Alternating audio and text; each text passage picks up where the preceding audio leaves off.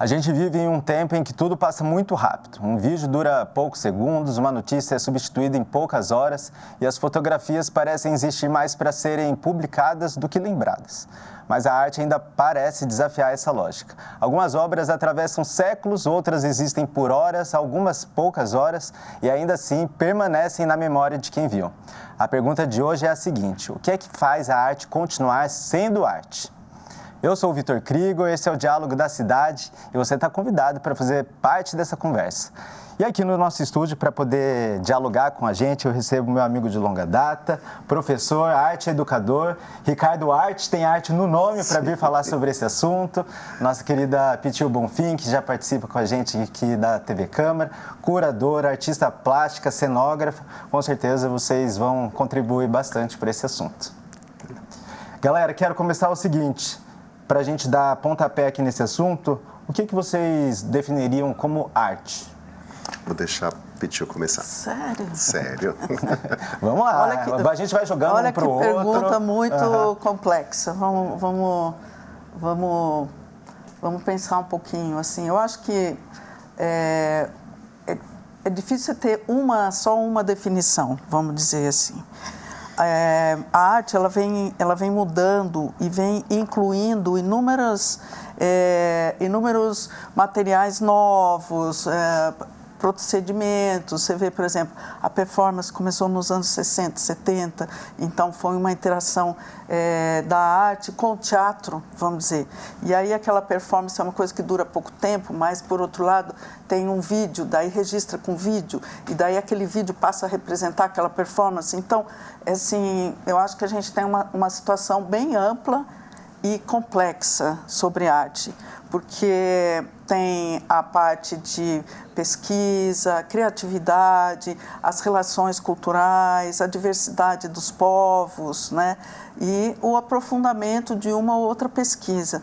Hoje a gente tem uma variedade enorme de ferramentas novas que estão sendo experimentadas pelos jovens artistas, né?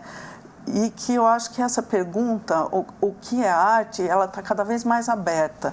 Então, às vezes, seria meio como que definir uma coisa pelo que não é.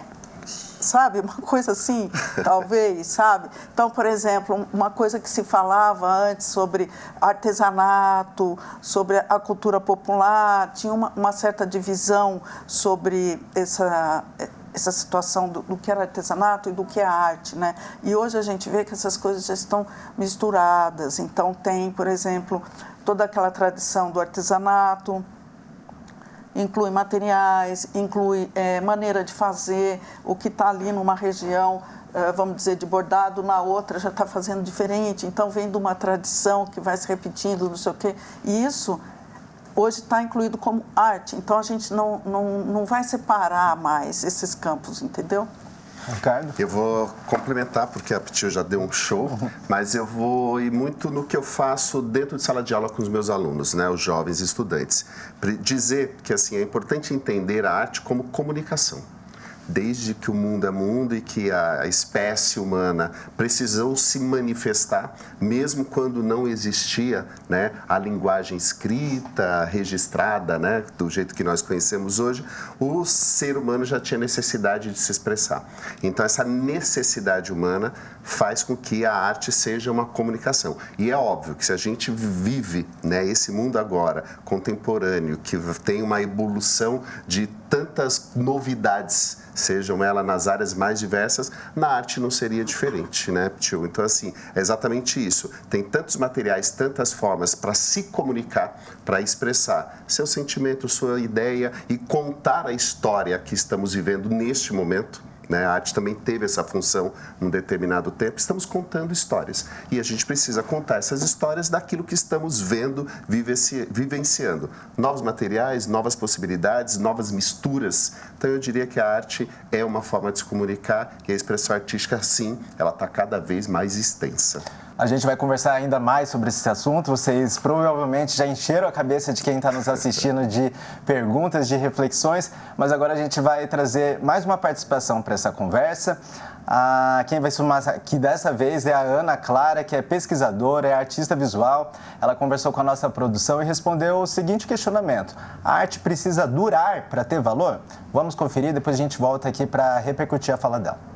A arte, no geral, ela vai provocar sobre o tempo, tanto do tempo que ela está falando, a gente pega um recorte do concretismo no Brasil, né? O que estava acontecendo no mundo, o que estava acontecendo aqui, para essa arte ter esse valor, ter esse peso que a gente vê hoje, né? O caso das arquiteturas, o caso de artistas, né? Concretistas, e aí que vão gerar os concretos. Então, a arte tem valor para quem souber olhar.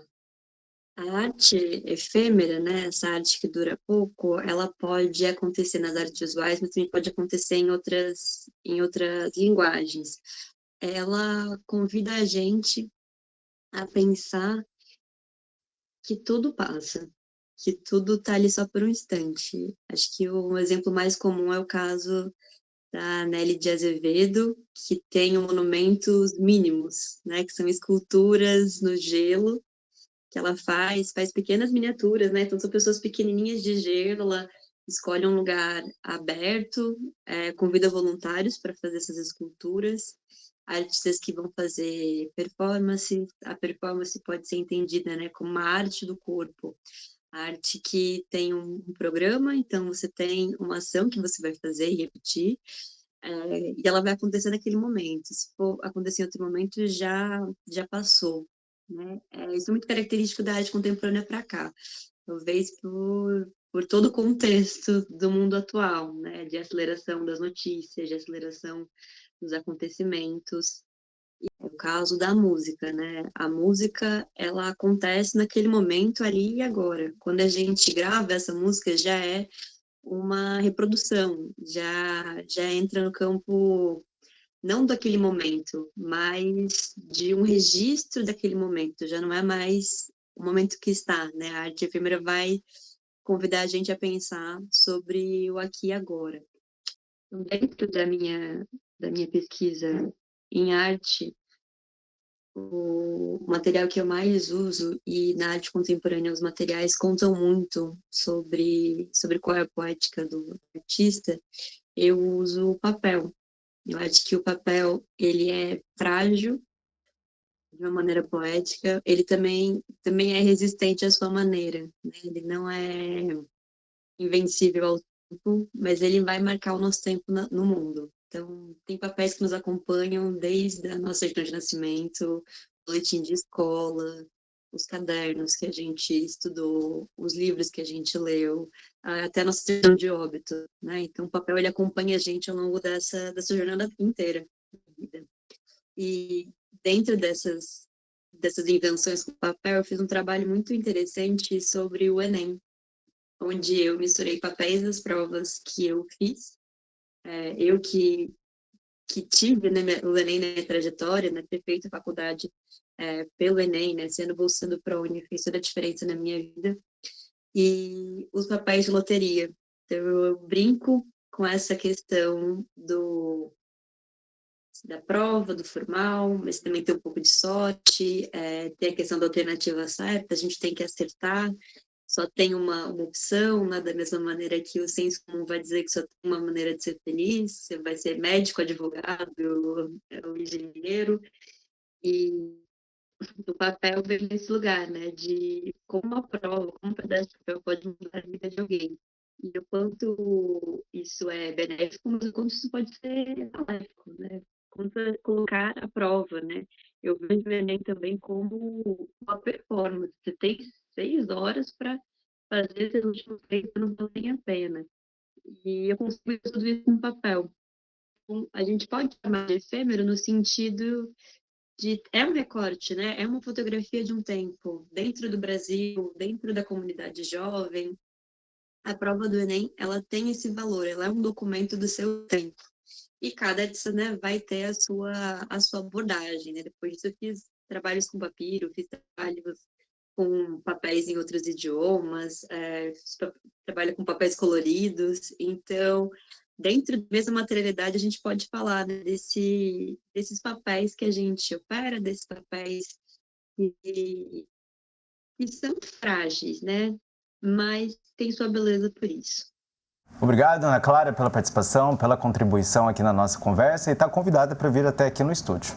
Como a gente viu, a Ana ela utiliza papéis que seriam descartáveis para dar outro sentido para uma obra de arte que é a expressão dela, daquilo que ela pensa. Pitiu, você trabalha com cenografia e muitas vezes você deve se afundar para trabalhar em cenários lindíssimos, mas aquilo dura um mínimo de tempo, né? Eles não ficam expostos como num museu. Como é que é pensar que aquela sua obra de arte que você pensou, que você criou, vai ser descartada, vai ser guardada? Olha, eu acho que é uma outra relação. É um trabalho que você tem uma outra relação.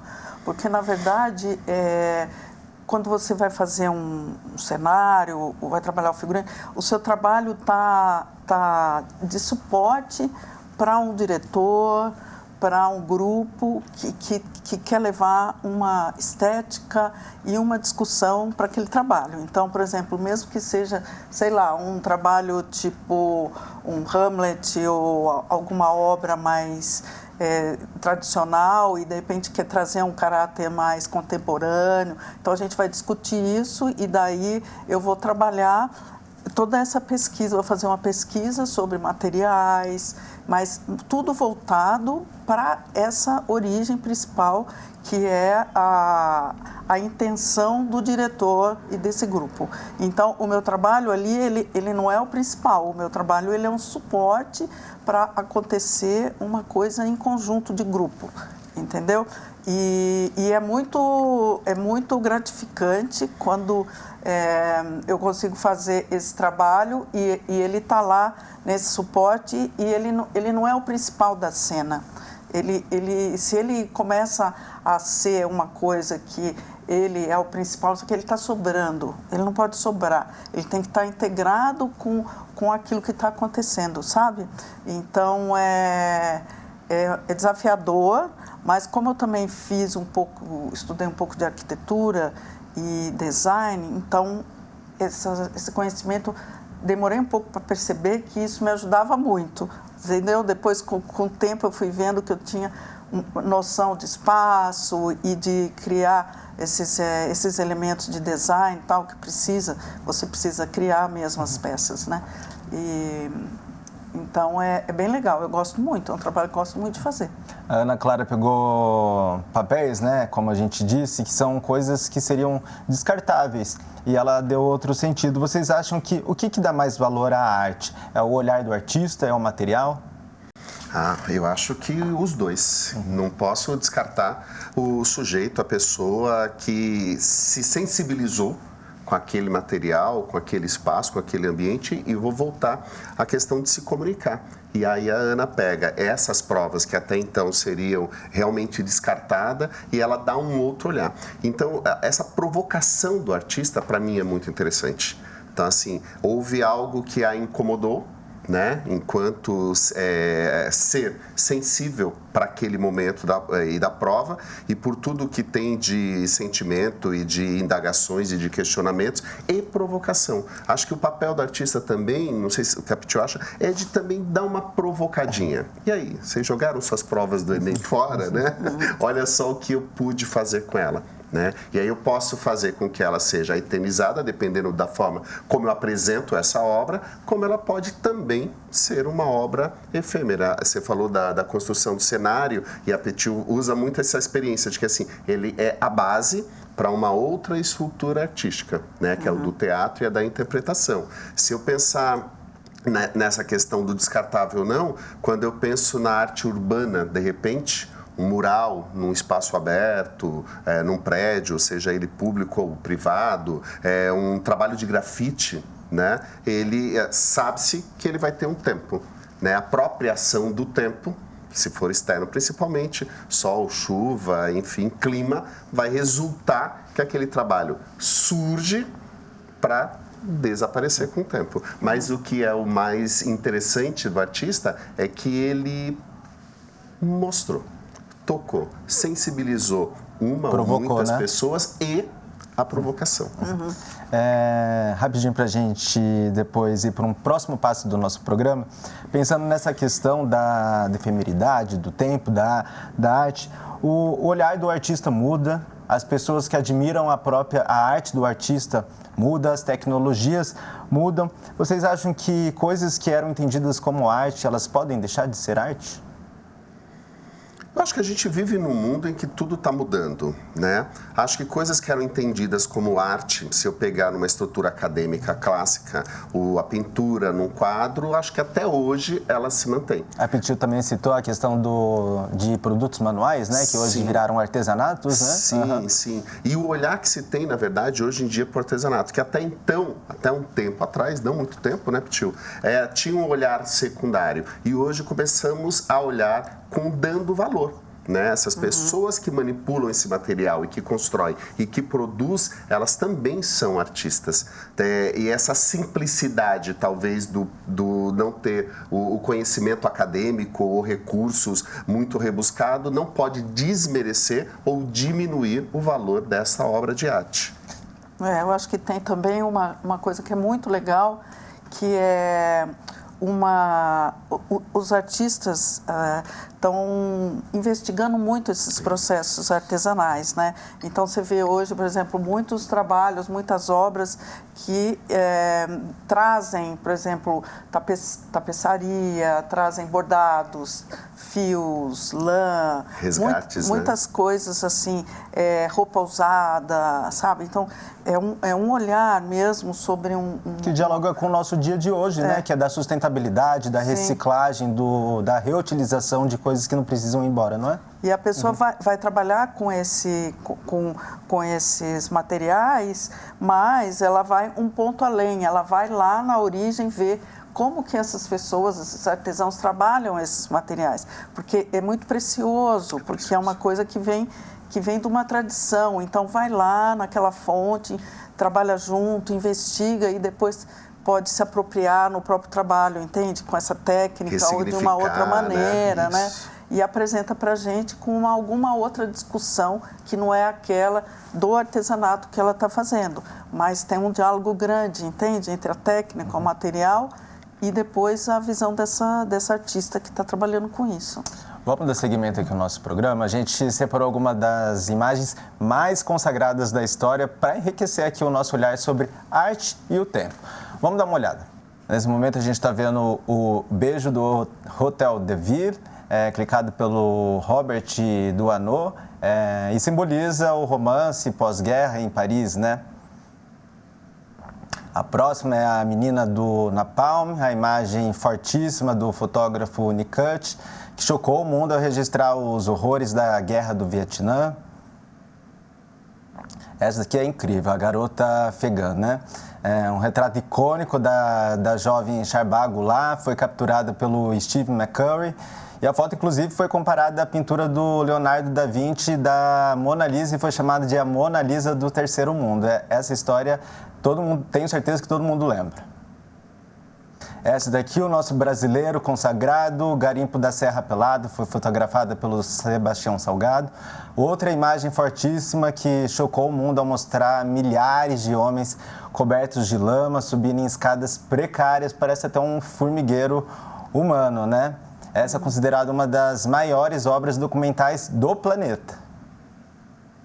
E essa daqui é a mais recente, o voo de Gabriel Medina, espetacular fotografia do Jérôme Brulé, que registrou o surfista brasileiro flutuando no ar nas Olimpíadas de França em 2024, que inclusive viralizou mundialmente, virou até capa de caderno. Maravilha, né? O eterno parabéns a quem eternizou esses momentos, essas lutas, essas alegrias. Imagens fortes, né? Simbolizam bastante. Eu trouxe essas fotos porque eu queria comentar o seguinte. A foto também passou por essa questão da renovação da tecnologia, né? Entre a pintura e a fotografia. E hoje a gente vê essas fotografias, elas são carregadas de simbolismo, né? A gente olha para a foto, a gente lembra de um momento da história, se foi feliz, se foi triste, o que a gente pensava, o que deu daquilo. Vocês acham que a arte e o tempo agora, pensando em toda essa questão de fotos que a gente viu lá de trás até agora, elas têm essa função também de preservar o simbolismo, capturar aquele momento e deixar ali guardado? Começa? Que bom que você trouxe fotografia, porque eu acho que ela é um exemplo fantástico da gente entender esse olhar por tempo e a modernização. Então, nesse universo touch em que vivemos, em que hoje o aparelho de celular, né, o smartphone, ele é a extensão da mão de muitas pessoas, principalmente, vou falar e tentar dialogar com jovens, com estudantes, com crianças, e que você pode registrar o tempo inteiro. Mas, quando você pega essa série de fotografias que foram apresentadas, você mostra que tem algo além. Né? Não é só a foto pela foto, não é só a selfie pela selfie, clique pelo clique, não é só o clique pelo clique. Muitas vezes a gente vê imagens de pessoas que estão num espetáculo, num show, numa apresentação e que a pessoa não está assistindo com os olhos, mas sim com aquela câmera, né, que vem ali do seu aparelho de celular. E aí você percebe que quando a gente para identificar, né, momentos ali do Medina, por exemplo, foi um momento. Então, um fotógrafo estava muito bem posicionado, com equipamento de muita e de alta qualidade, mas ele teve a sensibilidade. E aí eu volto na questão do início do nosso diálogo, que é entender a arte como comunicação.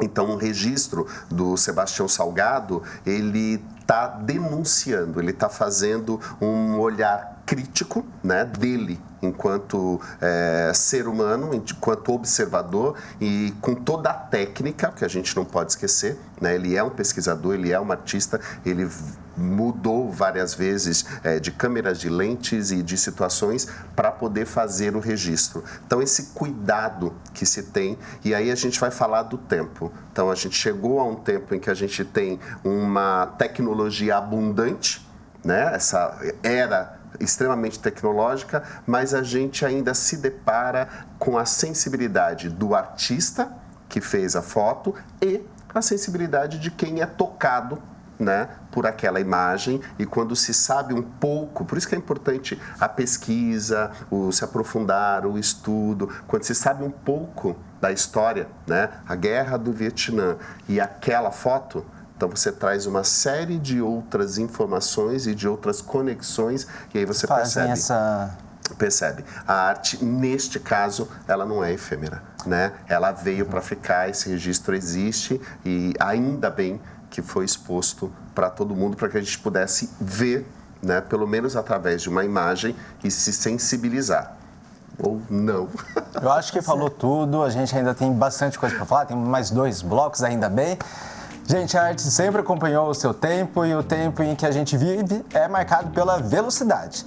Nunca a gente produziu ou compartilhou tanto, mas será que essa rapidez também mudou a forma como a gente olha para a arte? É o que a gente vai conversar daqui a pouco no próximo bloco. Fica aqui com a gente, a conversa está boa, mas ela fica melhor ainda se tiver a sua participação.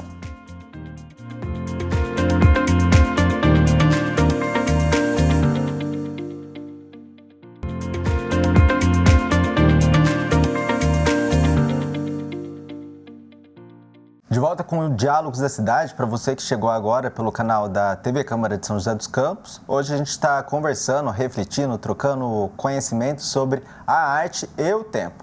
Aqui no estúdio eu tenho a companhia do professor e arte educador Ricardo Arte e da artista plástica e cenógrafa Pitil Bonfim. Galera, eu fui para o intervalo falando sobre a questão da velocidade do nosso tempo, de como a gente tem pressa para tudo hoje.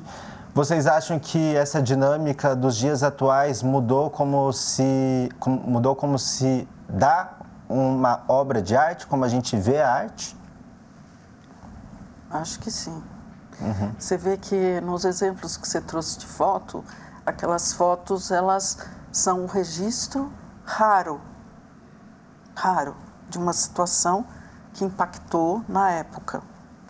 Hoje a gente tem registro de situações de violência cotidiana acontecendo no mundo e que está banalizado.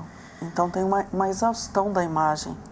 A imagem, que imagem a gente consegue fazer hoje que capta a sua atenção, que traz para você alguma informação nova, que traz para você alguma coisa que sensibiliza você de algum jeito verdadeiro, sabe? Então, essas coisas começaram a ficar muito banalizadas. Então, acho que a arte está vindo com mais dificuldade quando você vai pensar só em imagem. Parece que tem que ter alguma coisa além da imagem. Eu acredito que hoje as pessoas que vão apreciar alguma obra de arte, é importante que elas tenham alguma experiência mesmo, que aquele lugar propicie para ela uma experiência que tenha relação com aquilo que ela está apreciando. Entendeu? Inclusive, tem gente que entra no museu falando, precisa ir rápido porque eu tenho compromisso depois daqui, né? E aí você faz, gente, como é que... Então, como é que você admira as coisas? Porque você foi entrando... E o ciclo humano não é esse ciclo do celular e das mídias. O nosso corpo não é esse ciclo. Então, as pessoas vão ficando exaustas, porque você vai exigindo uma capacidade que você não tem. Que você precisa dar um descanso, você precisa dar um respiro, você precisa se conectar de outra maneira com algumas coisas. Porque senão você não vai assimilar. Para que serve? Como que você aprende alguma coisa hoje, se não for através da experiência? Né? Quer complementar? Não, acho que a Pichu é cirúrgica na fala dela. Eu acho que a gente perdeu o tempo de apreciação. Acho que é isso. Estar num museu ou estar num espaço para contemplar, você precisa de um tempo. Admirar a natureza, estar e contemplar, você precisa de um tempo, né? Para apreciar, para que faça com que haja esse consumo de corpo inteiro, né? Não é só com que se vê, mas é como que você se relaciona, como você se sente diante daquela obra, seja fotografia ou qualquer outro tipo de obra, né, de arte visual. E às vezes eu acho que precisa de mais uma provocação, além da própria obra. Então eu vejo assim, por exemplo, pela minha experiência nas exposições que a gente está fazendo ultimamente, o quanto que as pessoas se interessam no momento que elas entram para olhar os trabalhos e você está disponível lá para fazer algum comentário, aí a pessoa pergunta, você fala, aí ela pergunta do processo, ela pergunta da vida do artista, ela tem muitas perguntas. E ali você vê que ela não tem essa prática na vida dela, isso não é habitual para ela. Então ela está livre e pergunta o que ela quiser. E aí depois ali a gente tem uma prática, ela faz uma experiência e aí ela consegue relacionar aquele pouquinho que ela fez com um pouco daquela informação que ela recebeu e olhar de novo para aquele trabalho e, uau, sabe? Se entusiasmar e perceber que aquela pessoa que é o artista propôs para ela uma outra dimensão, sabe? Que ela só experimentou um pouquinho, mas que aquilo pode abrir uma porta de uma outra coisa muito maior. E eu percebo isso nas pessoas. Tanto é que, ultimamente, eu sempre faço questão de ter alguma coisa de experiência, porque faz muita diferença. Vai aumentando os significados, né? É isso. Você está falando sobre experiências, a gente resolveu trazer aqui algum tipo de experiência que fala sobre tempo, observação, sobre experienciar a arte, o momento. E aí a gente vai colocar algumas manifestações artísticas para a gente depois debater sobre elas. Vamos conferir.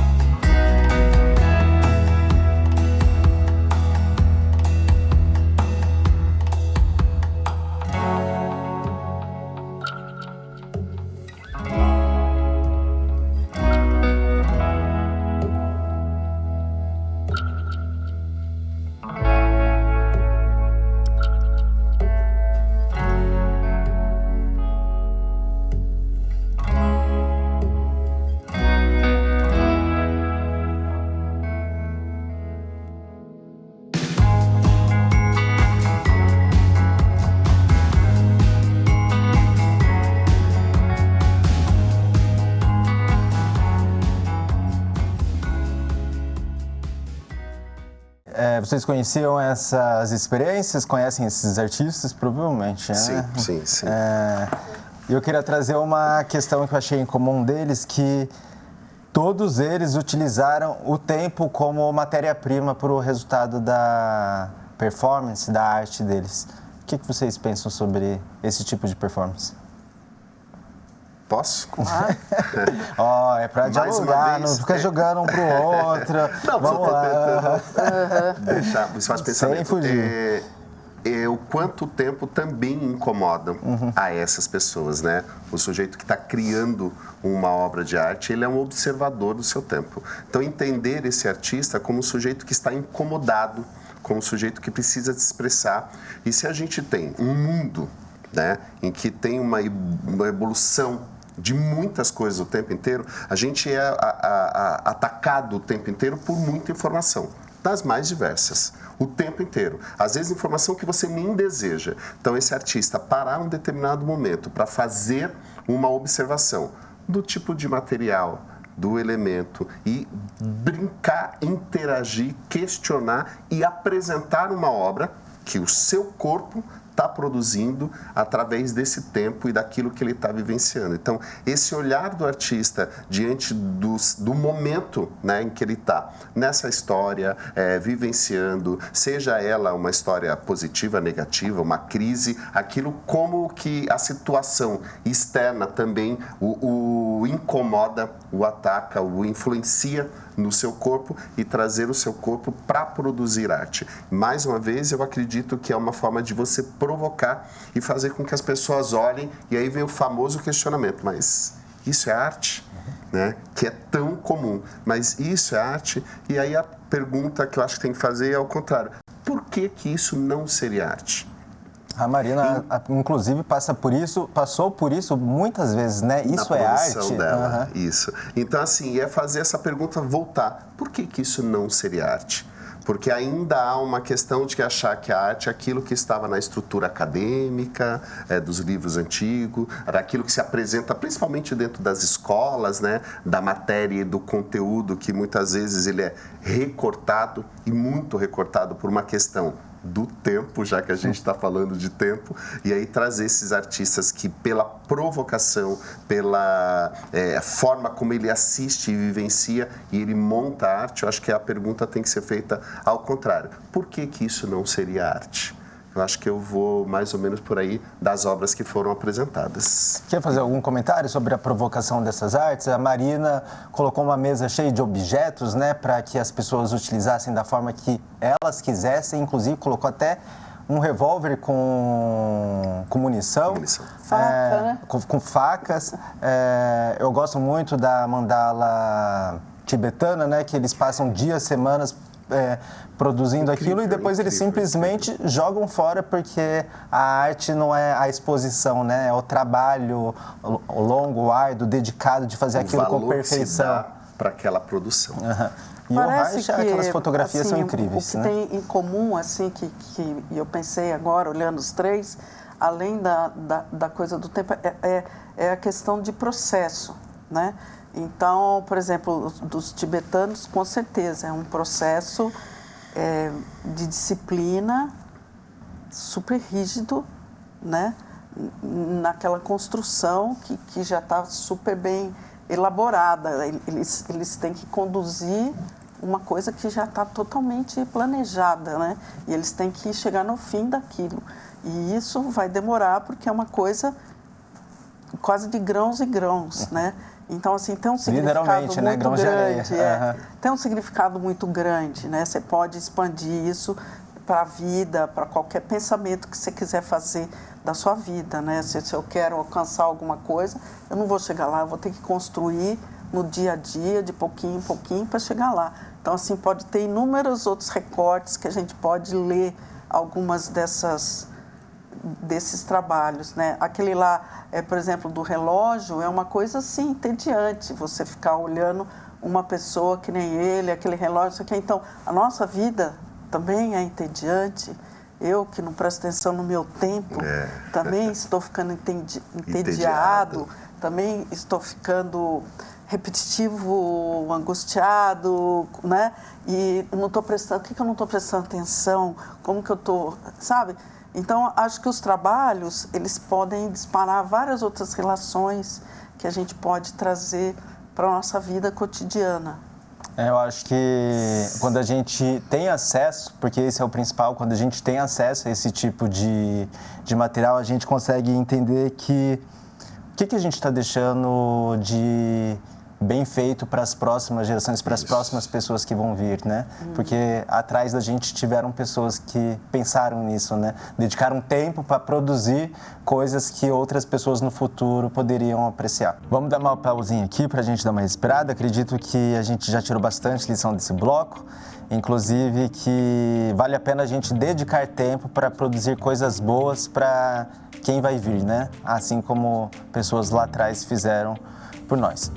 Olha só, se algumas obras existem por pouco tempo, outras atravessam gerações e ajudam a contar quem nós somos. No próximo bloco, a gente vai conhecer um espaço que ajuda a preservar a memória, a cultura e a identidade brasileira. E o melhor está aqui em São José dos Campos. Fica com a gente, o Diálogos volta já.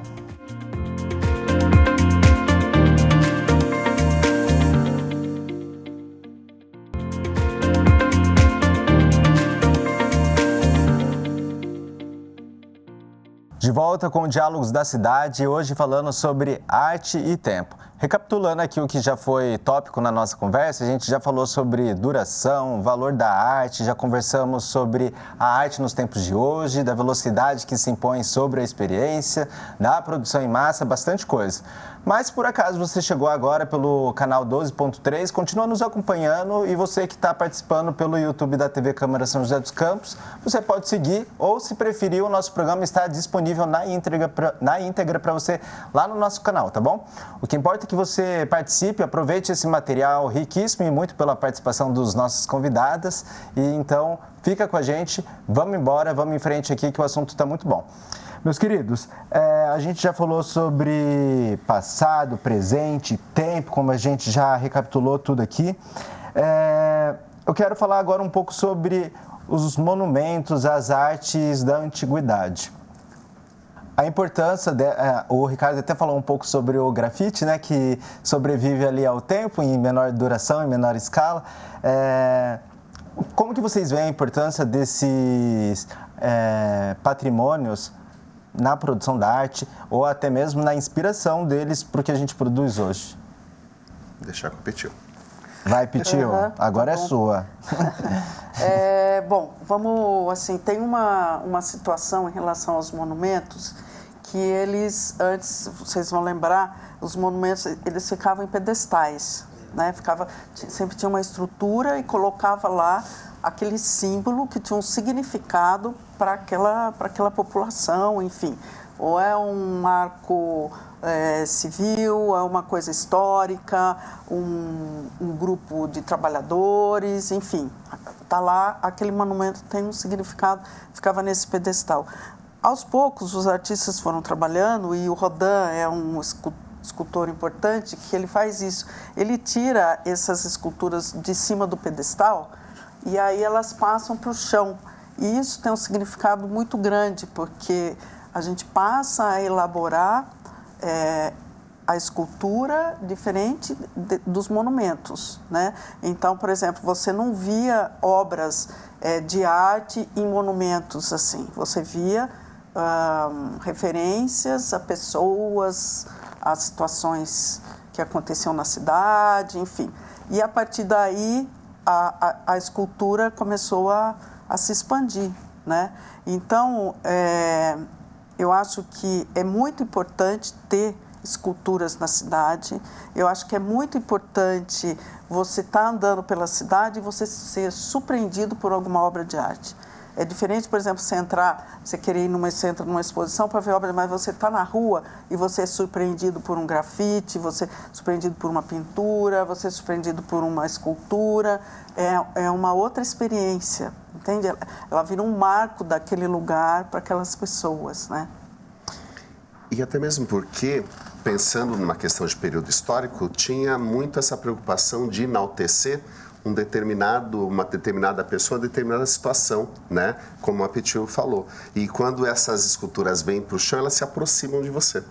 Então, mostrar que essa cidade está viva é mostrar também que essa cidade tem arte, para que você possa interagir. Então, interagir passando pela cidade, seja com uma escultura ou com uma manifestação folclórica, que seja uma dança, né, uma apresentação, então isso é de uma riqueza e de um valor muito grande. A gente manter esses espaços, né, para que as obras de arte estejam próximo de quem? Das pessoas. Então, isso é fundamental. E perceber também que, hoje em dia, é muito comum pensadores, pesquisadores, artistas, filósofos, educadores, e ter esse poder também de fazer a crítica, né? E de poder questionar por que aquilo era uma obra e por que aquele busto daquela pessoa foi representado ali e, de repente, poderia também ser representado outras tantas informações e questões e pessoas que talvez não tivessem aquela relevância, não só política, mas também social. Aí entra essa questão que também é muito importante. Quem decide isso? Quem decide? Quem decide o que você vai ver na rua? Quem decide... sabe, que aquele monumento é importante, ou o contrário, você cria uma narrativa para fazer aquilo ficar importante e dar todo um contexto de história que às vezes nem sempre corresponde ao que aconteceu. A gente está falando sobre coisas que a gente pode ver, mas na atualidade também a gente está perdendo a oportunidade de ver outras tantas coisas que estão sendo destruídas pelas guerras. Só para ter um dado aqui, só na guerra da Ucrânia com a Rússia foram mais de 1.783 sítios. Sítios são espaços onde contemplam várias obras de arte, não é só um monumento ou algum, como disse a Pitiu, alguma estátua, né, alguma escultura. As estruturas arquitetônicas. São exato, que ficaram ali e a gente está perdendo. O que eu quero fazer é o seguinte, eu já olhei para algum tipo de espaços que foram destruídos pela guerra e eu fiquei me perguntando, mas hoje a gente tem modernidade, por que a gente não reconstrói? Eu tive minha resposta fazendo uma pesquisa, mas eu quero a resposta de vocês. O homem pode intervir no processo de tempo da arte? Pode, mas ele talvez não tenha o mesmo valor simbólico da construção daquela obra, daquela estrutura arquitetônica, foi o que eu falei, de uma igreja, por exemplo, de um monumento, do que foi construído daquela época. Acho que pensar em cuidar, preservar, manter, né, esse é o papel de cidadão da nossa época, né? Fazer com que aquilo permaneça e que aquilo aquela obra está contando uma história, mas não tem o mesmo significado. É óbvio que o ideal seria preservar, não destruí-la, né? E preservá-la. Então, isso seria o fundamental. Mas as guerras trazem disso, né? Essa destruição humana, né? Essa destruição de vidas e essa destruição da história a partir daquilo que tinha sido construído. E a estrutura das artes, da escultura, da obra arquitetônica tem esse valor. É uma tristeza, é absurdo, é assustador. Agora, pelo contrário, a gente vai conferir um material. Aqui em São José dos Campos foi instalado o Museu da Casa Brasileira no Parque da Cidade, na Casa Olivo Gomes, que é outro patrimônio da gente, outra obra artística. E a gente fica muito feliz de saber que tantos objetos estão sendo preservados para que outras pessoas possam entender como é que foi o nosso passado. Vamos conferir.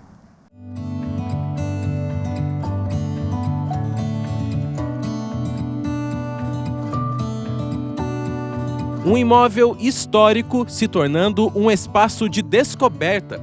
A residência Olivo Gomes, localizada no Parque da Cidade, se tornou o Museu da Casa Brasileira, um ambiente pensado para conectar visitantes com a arquitetura e o design do país a partir de uma movelaria histórica. A proposta da exposição, né, sobre a casa Outras Casas, é falar da variedade, da diversidade do morar brasileiro. O Brasil é um país continental que tem um berço de tantas culturas e territórios diferentes, e a ideia é, a partir da ativação da casa, dos ambientes da casa, tensionar esse imaginário do que é o morar brasileiro, né? Trazer memórias, tensionar essas várias camadas que constituem o morar as cidades brasileiras. A casa conta com peças modernas, sertanejas, ribeirinhas e indígenas, sendo uma verdadeira viagem no tempo para aqueles que querem conhecer mais sobre a história cultural e arquitetônica do nosso país. A originalidade contida nas peças, criadas no século XIX, continuam a influenciar tendências artísticas. A gente tem, por exemplo, esteiras, bancos indígenas, a gente tem canapés, a gente tem mobiliário colonial, a gente tem mobiliário imperial, a gente tem mobiliário contemporâneo. A gente traz todos esses tempos colocados juntos para a gente pensar e ativar também nossas memórias. A gente tem muitos exemplares de objetos, por exemplo, da década de 70, 80, 50, que remete muito à casa de cada um, de cada brasileiro. Eventualmente, o público vai se deparar com algum exemplar, seja de mobiliário ou de fotografia, que vai remeter a uma memória sua de casa brasileira, sabe? A residência Olivo Gomes, que hoje hospeda o Museu da Casa Brasileira, foi projetada em 1950 pelo renomado arquiteto Rino Leve. A casa é um ótimo exemplar de um dos princípios do modernismo brasileiro, a junção entre arquitetura e natureza.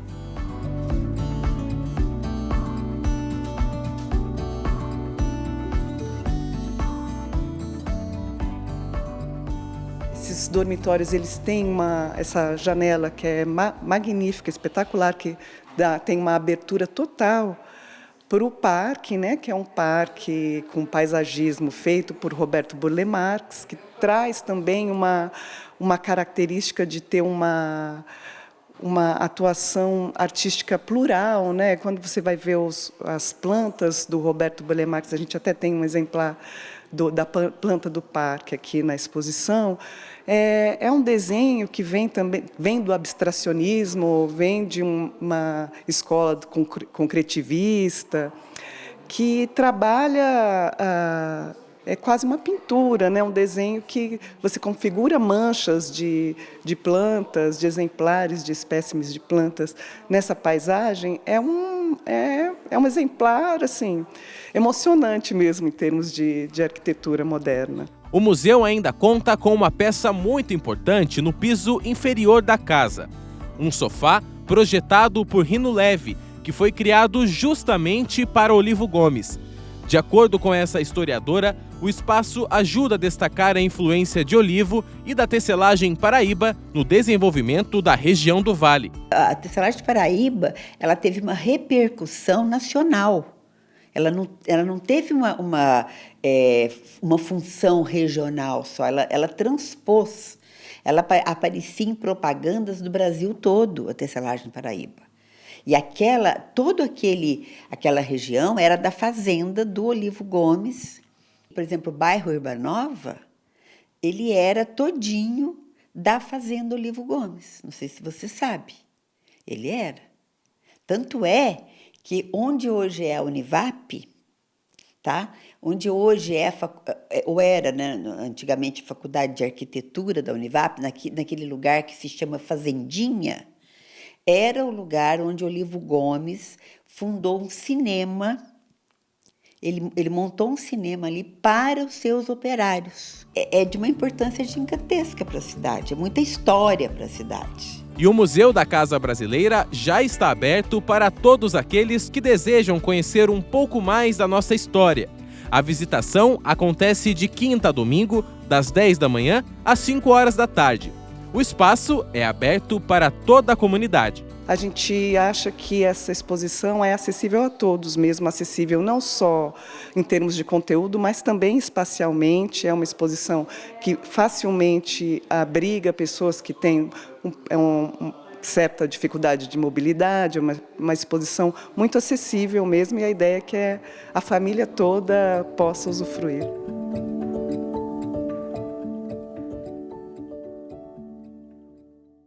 Muito bom saber que mais um museu chegou até aqui em São José dos Campos. Vão lá, participem e incentivem que outros cheguem à nossa cidade também. Pessoal, eu quero falar sobre algo que é novo, um olhar novo mesmo das pessoas, que são os museus ao céu aberto, os museus vivos. A gente tem o Museu da Amazônia, né? E parece que hoje em dia a gente está entendendo que essa parte orgânica, essa parte viva, também é interessante para o nosso olhar. Eu queria queria o pensamento de vocês sobre esse espaço. Ali é uma arte que começa, termina, tem o seu próprio ciclo, a gente não interfere, a gente não cria, a gente não expõe o que a gente quer. É tudo ela que aquele museu se produz sozinho. O que vocês pensam sobre isso? Acho que novamente você vê a arte transformando conceitos, né? Então, o conceito de museu também, sabe? O museu guarda acervos, né? As coisas que são importantes, as coisas que nós determinamos que é importante, que é arte, e que a gente deve preservar para os outros, né? Para contar a história dos que vieram antes, né? Às vezes utensílios, às vezes objetos móveis, que nem a casa que está aqui no parque Museu agora, da Casa né? Da Casa Brasileira. Eu tive em Pinda ontem, também vi um museu lá deles, que é bem legal, tem objetos do cotidiano, do século passado, assim, tudo muito bem organizado. Então, eu acho que a gente está precisando retornar para essas experiências que antes eram óbvias, né? Que a gente tinha esse contato com a natureza, que a gente nem pensava, você só ia e se integrava com aquilo. Agora você precisa ter esse esforço. Eu acho que hoje a gente precisa de bastante esforço para ter uma convivência melhor com algumas coisas. Se a gente quer ter uma qualidade de experiência, a gente precisa se esforçar. A gente tem que ir lá, tem que procurar, sabe? A gente tem aqui em São José um projeto que eu estou participando com bastante alegria, que é o CAEB, e que eles estão chamando de Museu a Céu Aberto, Maravilhoso. né? É incrível.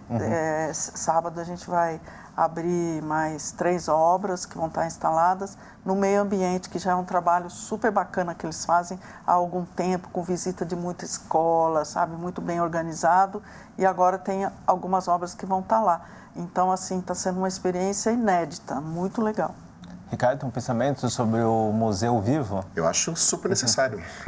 E como eu tinha dito anteriormente, se nós estamos evoluindo e vendo que tem muitas coisas acontecendo, acho que esse olhar que assim não precisa ir para dentro do museu, não vamos descartar essa possibilidade, por favor, mas entender que existem outras possibilidades. Então, o museu a céu aberto, um museu como o Iotim, que a gente tem, que é uma referência, né, nacional também, abre espaço para esse pensamento mais fluido.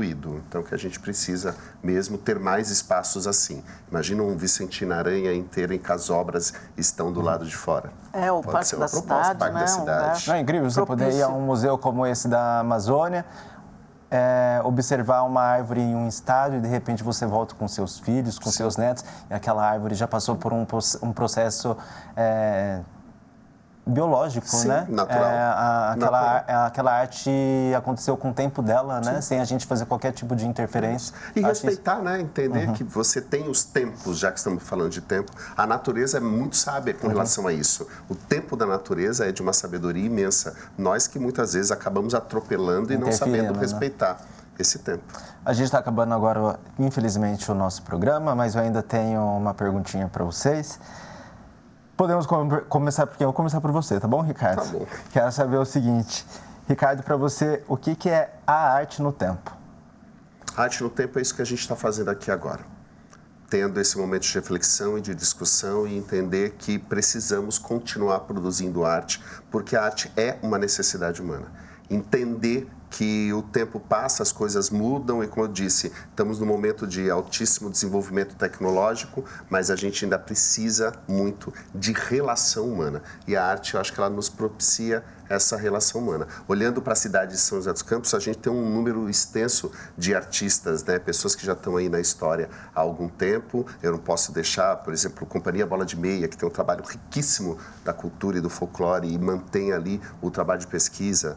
Zenilda Lua com a literatura, Sônia Gabriel com a literatura. Eu tenho o Delog, que é um grafiteiro incrível da cidade que tem que ser conhecido. Eu tenho jovens fazendo o trabalho audiovisual, que é a garotada que que já esteve aqui em outro momento com o pessoal do Futuro é Agora, Brisa Gomes fazendo a agenda cultural. Então a gente tem Pitil, gente, a gente tem a Pitil produzindo muito e todas essas pessoas estão na cidade, então tem que se valorizar. E fora os músicos, então quando a gente fala em arte, a lista é gigante, né? Vamos aproveitar a Pitil aqui, então. Quero saber, obrigada. Pitil, para você, o que é o tempo na arte?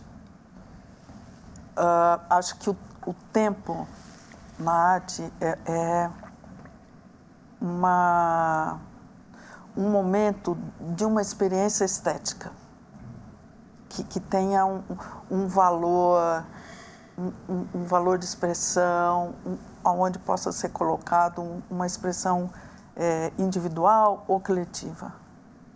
Perfeito. Gente, muito obrigado por vocês terem participado do nosso programa. Agradece, é muito Acredito que a gente vai sair daqui com a cabeça borbulhando de ideia. Quem nos assistiu também.